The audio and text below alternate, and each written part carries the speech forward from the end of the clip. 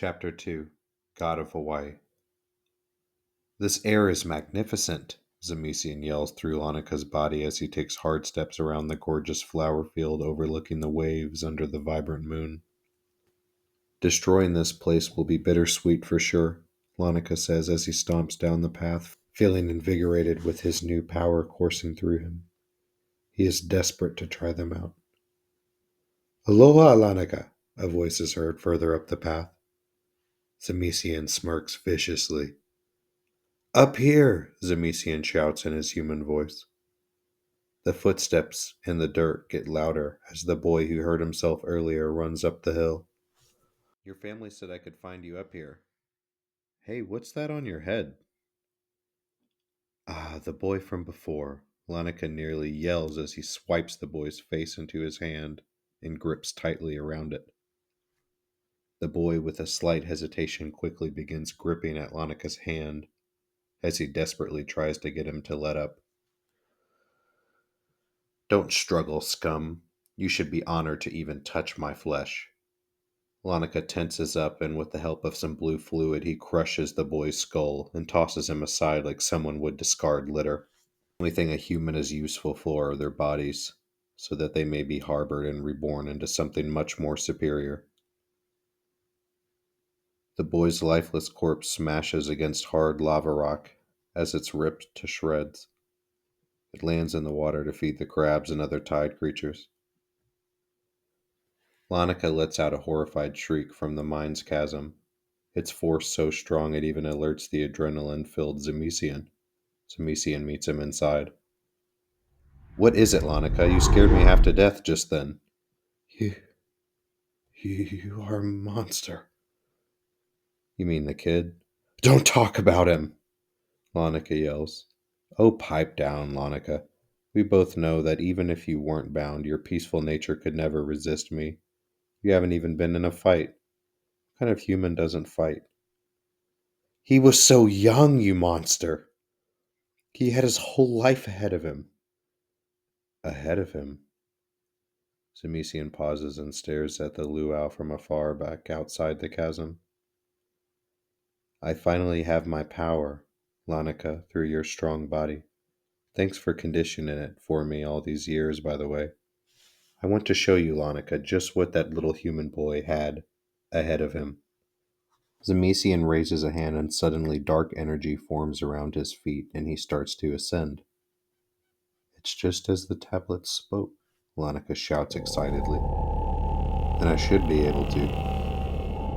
Xemezian balls his right fist and places it inside his other hand, wrapping his fingers around the closed fist. With extreme resistive force, he begins to pull the fist away from the hand. Suddenly, a black hole is formed in front of him. He leaves it in the sky.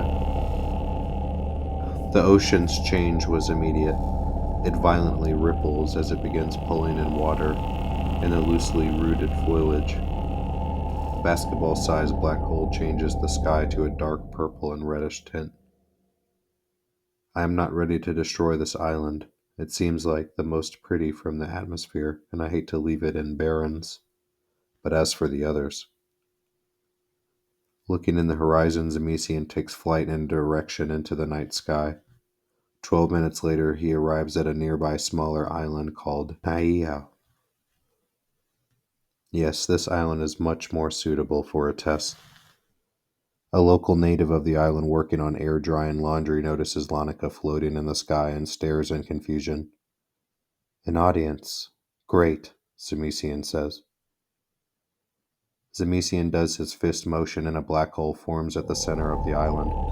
The beach ball-sized black hole pulls in water, trees, plants, people, homes, and more as it violently ravages the island. The man who is doing his laundry desperately tries to escape. He jabs his fingers into the ground only to have them sanded down to the knuckles from the force. Good enough, Xemezian says as he unballs his fist. This causes the black hole to instantly vanish. People and debris who were once suspended violently plummet to the massive crater the black hole made. The waves re-entering the crater formed into violent tsunamis, and an earthquake triggers a lava storm. Xemezian stares and looks around at the damage. That was amazing. How could the others even imagine stopping the likes of me? Becoming the All-Father, gaining all the other powers would be nice, but I don't need them. I will harness my power and become the god of this island. No, the god of this world. I will stay on Lanaka's island after I decimate the others, Xemezian says as he flies to the east at rapid speeds. Lanaka continues bawling from the tree. In fact, he never stopped screaming until his throat started to bleed. The pain was too much. He had family on that little island. At least to him, they were considered as such. Lanaka eventually passes out from the pain of seeing all those people die, but Xemezian was just getting started on his tyrannous raid on Hawaii. Next on Xemezian's list was Oahu. This time Xemezian wanted to use a massive attack. He stares down menacingly at the busy night scene from the clouds and forms a massive black hole, one the size of a small home. Xemezian puts his hand out towards it, and the black hole comes to him, while harshly condensing to be the size of a bouncy ball in his hand. It violently vibrates around, but never collides with his blue skin with protruding black veins. He cusps his fingers around the small black hole and lobs it towards the unsuspecting island. The black hole lands in the middle of a city, and it rapidly expands into its regular size. A nuke couldn't have come close to the devastation that unfolded next. Over 1 million lives snuffed in less than 20 minutes. But something unique was happening. This is beautiful. It is just as the etchings portrayed. Xemezian looks around to see people frozen in midair as they float. Xemezian knows it all well that their bodies have already been shrunk to the size of a toothpaste opening, but yet they float. Look at their miserable faces. It's like a third dimension painting. All the pain and agony I caused, a projection of their former selves until this trick of the eye fades. A truly horrifying power. Were I to have been chosen for a different property, I would have given up against a brother with this power of mine. Scattered lava rock and floating plants and debris were all that was left of Oahu, a once thriving island. Tsunamis and earthquakes followed as Xemezian releases the black hole. Not a single survivor remained. The attack on Oahu made the attack on Pearl Harbor look like training exercises gone wrong. The mega earthquake that formed underwater triggered a lava eruption that immediately starts to make new land. The island wants to live. I see. I will allow it. They will all come with a new name as well, since I am redecorating, he says with a bellow. Xemezian flies towards his next target. The smaller island of Molokai was a humble population of 7,300. This time Xemezian creates the same size black hole he did on Oahu, but ended up shrinking it down since the waves began to frighten him. As the black hole ravages the small island, Xemezian dives into the event horizon. To anyone looking, he would just be floating midair as he flies toward it, suspended in the air. But to him, he was getting up close and personal with the dying humans as they were forcefully condensed into such a small size. The humans were instantly killed as they basically explode into blood, tissue, and bone, being crushed. In fact, seeing the people die up close like this even disgusted Xemezian, so he flies out gasping and covered in blood. What vile biology they have! At least until we intermingle. That was way more than I could have imagined. I might just have nightmares. Xemezian drops himself, and he lands in the ocean and sinks due to the weight of the ground. He admires the shifted plates and disruption his attack did to the small volcanoes underwater. He closes the black hole underwater and lays to rest for a short time before continuing his onslaught. After resting underwater, Xemezian flies out of the water and heads to the nearby island of Lanai and flies up to the sky. I wonder what the rain is like.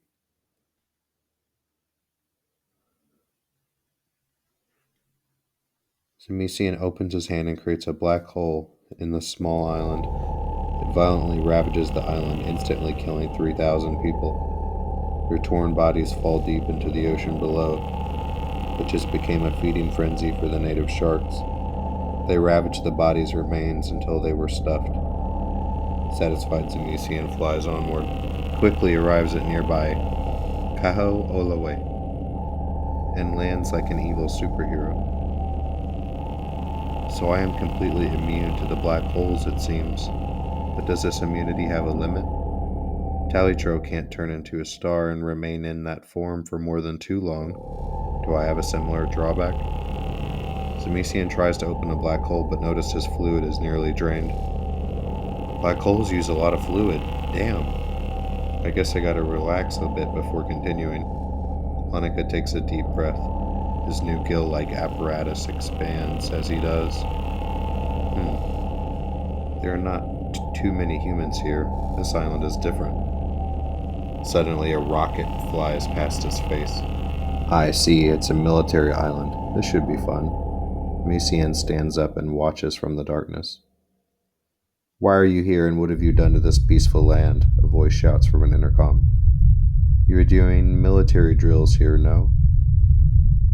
You are a terrorist. We do not negotiate with terrorists. Explain yourself and do not make any sudden movements.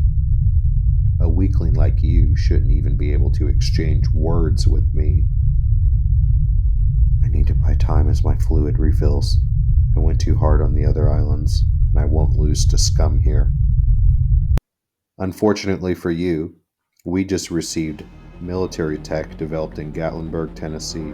It is a top-of-the-line mech suit known as Colossus. Various states have just received this in attempts to enhance the nation's defenses if war ever found its way on our shoreline. You came here as we were practicing it. The tech is advanced, even for someone like you. Someone like me. You speak to me as if you have any right to, you dirty animal.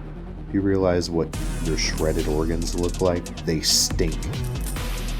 Xemezian is interrupted by a barrage of fire.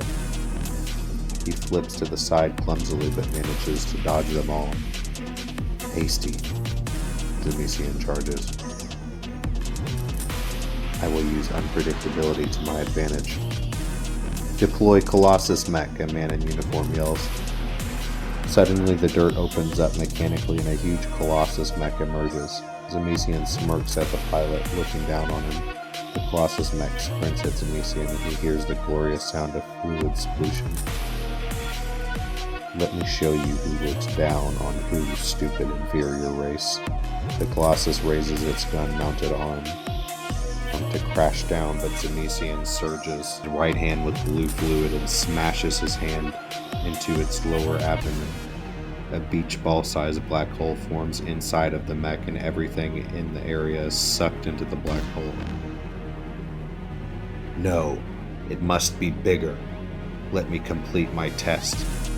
Colossus is shredded from the rapid condensing and is soaked with blood from the pilot. As the black hole grows huge, so big in fact Xemezian stares in awe. My power is so magnificent. I shall know no enemy. I am smart enough to know that even with my intense powers, I should never jump into a black hole I create. I can be as close to them as I like, but I can't go inside or see the moment I want to see most. The condensing. This is my only weakness, but when no one could ever hope to exploit it. Xemezian's attack on Colossus was so strong that the island went down with it, along with the remaining military. Xemezian flies straight up in for Maui. He quickly arrives and rests on a beach for a couple hours while his fluid returns. Inside the crown, the blue Miats work desperately to increase fluid restoration. The shared consciousness forces them to work overtime. The human's body rapidly increases the reproduction rate of fluid, and with an undamaged crown, the work goes uninterrupted, like a smooth, oiled machine. After Xemezian's nap, he awakens to see civilians panicking about their neighboring island's demise. At this point, a broadcast had been set off for people to evacuate. No, Xemezian says as he flies over and looks down at the island. There can be no survivors. Xemezian makes his biggest black hole yet and slams it into the center of the island. Boats desperately try to escape, but the pulling force of the black hole brings them back to its center, most boats breaking well before they make it near the center. The island's demise was intense. This being the largest island destroyed, brought about a firestorm of magma, debris, flesh, and water spinning into its evil center. In the blink of an eye, Xemezian wiped out over 160,000 people, all as a test of might. He pants as he falls. One island left, the biggest one yet. I'll rest a bit and use a whole tank of fluid to bring it down. Nearby military watching from far away, in pure terror as they know they couldn't begin to take on this threat. They watch in pure fear of the new alien threat. After Xemezian's short rest, he flies to the big island of Hawaii. My black holes could destroy a planet, let alone this island, Xemezian tries to say with confidence, but the size of the island intimidated him deep down. Xemezian lands on the ground in a dense forest and places his hands down violently. Before it connects, a massive black hole is formed and it ravages the land. Xemezian floats over the black hole like a god of darkness as the island is ruptured. 200,000 people mercilessly die. Most from entering the black hole, but some are just pelted with debris, smashed by waves, burned from lava, or slammed into buildings. Xemezian watches in awe and pride, like an artist high on the dopamine the brain makes when brush touches paper. Xemezian was proud of the murder he caused. Xemezian is like his brothers, but uniquely has an anti-species hate for those who aren't Miats, but this hatred is deep. As a young Miats, Xemezian would glare down at Earth from the mothership on the moon, while Zafxen and Talitroux would train and Xizor would daydream. Satisfied with his onslaught, Xemezian flies back to Kauai, stops a moment in a tranquil field surrounded by flowers. I have brought so much ruin to these pretty islands, it would be a pity to crush them all. But Xemezian pauses to see the people at the luau still celebrating in the distance. But not before I give the Kauai natives a personal grand ceremony for my arrival. Meanwhile, back at the luau, Lanaka's cousins are running around frantically without him to steer them. "Lanaka!" one of his female cousins shouts. She is 36 and slightly overweight. She steps outside and goes to scream, but a loud boom is heard. "A volcano!" a voice shrilled. "No way! There is no active volcano here," a man yells, but is interrupted by lava that begins to rain down. The cousin of Lanaka's standing outside was the first victim. The cluster of magma smashes into her, allowing a few seconds for a scream, but her lungs are quickly incinerated. She is melted to a burnt mummy of her former self. Fire engulfs the gazebo-like setup. Women and children try to find shelter, but even steps can't be trusted when lava flows. As the people scramble about, Xemezian floats to the sky. The vibrant full moon and lava perfectly light the area. A cloud of survivors quickly forms to see what's going on. Hey! That man is floating! And he has on Lanaka's garbs!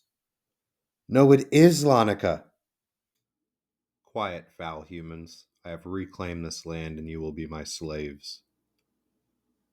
I could easily make crowns rain and make some new soldiers, but why bother with an army when I'm already superior? Besides, slaves are more fun. "Lanaka aha aina," a loud elderly voice yells. Lanaka lands to see him. It was Lanaka's blind uncle. "You know I can't see good. What's all this talk of humans and slaves? We had a freak volcano go off. We could work together to overcome this as an island. Get people to safety." Uncle Mura Aina. Let me relieve you of the curse your lowly race has, the curse of age. Xemezian lifts up his uncle, and with one slam into the ground, he dies instantly. The crowd screams and panics. "You will live if you do not resist me." Meanwhile, the encrusted volcano within Kauai was raging away. Black smoke billowed into the air, causing an eerie glow with the moon and the lava. Lava continues to pour over the island indiscriminately and without any signs of letting up. The ocean works quickly to cool the molten rock into new land. This goes on for several days as Xemezian watches and oversees. Slaves, you must continue working on my accommodations. Slaves walk past Xemezian, who now resides in a penthouse suite near southern Kauai. Humans in shackles work tirelessly, filling the room with rare Hawaiian fruits and delicacies. Can we get you anything else, sire? One human asks. Not at this time. However, Xemezian stands and looks at the ocean. I think it's time to pay a visit to the new land, Xemezian says as he leaps from the window. He lands hard, sending bits of sand grain and lava rock about, and he brings a wary human down with him. It is wonderful, no? My new island. What would you call such a masterpiece? I am sure anything I would suggest would pale in comparison to what you would come up with, the shivering human replies. Indeed. Xemezian does a 360 looking at the new expanded Kauai. I say Oblivion Island, for the only thing you will find here is darkness. What a splendid name, sire. Do you think possibly at some point I could see my family? Oh, you've a family? Xemezian asks. Yes, sire. We were even at your sacred awakening, the night you took over the island, the luau. Our family was spared from the burning rain, and ever since then I have admired you. Sure, our friends and neighbors were burned to ashes, but your mercy reached my family, and I cannot thank you enough. My awakening. I like that. Really, any humans that survived were by mere chance. They make good slaves, so I am happy that some made it, Xemezian thinks. Tell me of your family, Xemezian demands. Well, I have 2 boys and a wife. We have lived here in Kauai since we moved here after we fell in love on the island on the resort you reside in. We stay downstairs in the resort with your other helpers. Kauai is a beautiful place. I must say, Oblivion Island is more fitting, no? Oblivion Island from space looked like a new island altogether. The millions of gallons of lava quickly cooled into the ocean dramatically changed the look of the island. Tell me, human, have you told your boys of my sovereignty and told them they must obey me no matter what? Yes, of course. You picking me out of the bunch to be your personal helper has sparked newfound hope in our day-to-day lives. At least the 2 boys will grow into fine slaves. Xemezian slashes the man's chest and face open. Someone nearby sees and screams.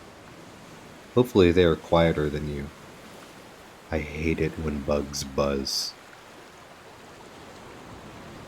All this talk of family makes me wonder what mine could possibly be up to. They have all harbored, I know that much. They are too far for me to do any type of tests on the humans. They chose to be like the Allfather, to be able to design such complex crowns. The way he laid out his plan was beyond genius. He just couldn't foresee his son being so wayward. Rest in peace, old man, and thanks for the power. Because of your delinquent son, you don't get to have your prophecy fulfilled. God, I couldn't imagine if Talitroux were here. Oh, the blasphemy! How dare you speak this way of our All-Father? But there has to be something in this all for him, this whole plan. This power, he could have settled on any rock he wanted. Shit, he could have made his own galaxy. Xemezian continues walking on the scorching new magma. Why did he choose to nestle so close to the humans? I guess you can say it was because of how he would mesh with their biology, but still, for him to do this? He must have actually loved these scum. They allowed him to split up his power to us, while keeping their hearts beating.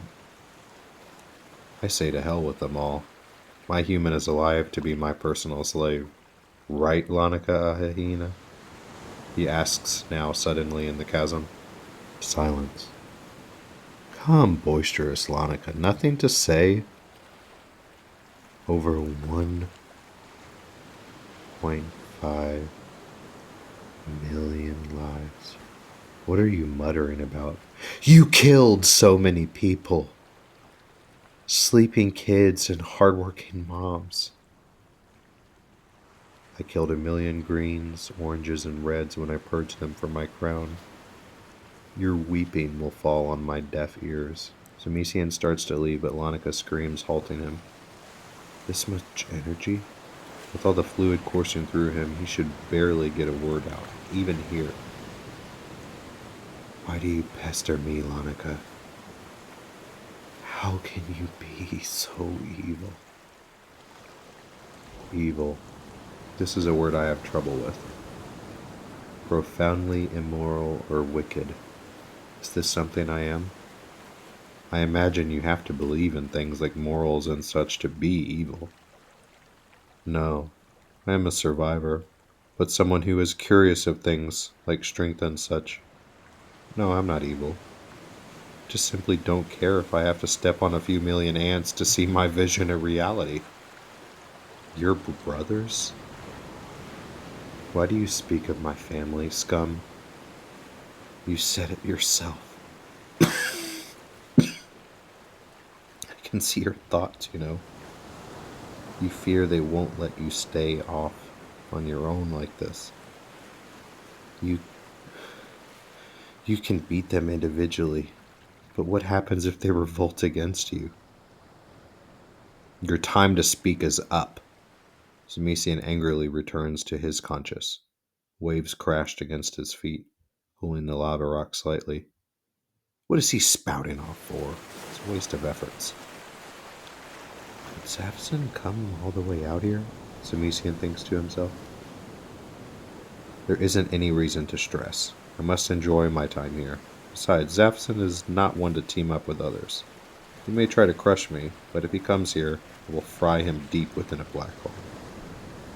Oblivion Island sits deep in the ocean. The former islands continue to fall into the ocean as the days go by, as Xemezian uses the remaining humans of the island to do all of his bidding. The island is made like a fortress. He had the humans build a wall around the entire new island. He even knew making them soldiers would speed up the process, but he wanted them to suffer. Many died even during the process. One day a communication ping hit Xemezian's crown. Attempting to learn my whereabouts. I don't even care. I have decided that none of my weak siblings even have the gall to ever come to my island of darkness. Xemezian sits on some lava rock and looks out at the ocean. Is this the meaning of life? To rule? Is this my purpose? Humans think of these things often in places like this. Being drilled into a brain for so much time is really showing me the intricacies of the host our Allfather chose. I may have been harsh. Allfather, if you can hear me, I want to genuinely thank you for giving me the power to crush the world. It made me who I am today. For that, I am truly grateful. I know I strayed from your path, but I beg you for forgiveness, even though I am sure my true sins have yet to be committed. Xemezian stands up. The water from the waves go over his feet. This world will know my name, and now that we all know where we are at, how about I set up a little home defense? Xemezian lifts his hands above his head and the air begins to howl evilly. A small but mighty black hole is formed in the air. It blackens the sky and disturbs the sea as the island's new king bellows in bliss.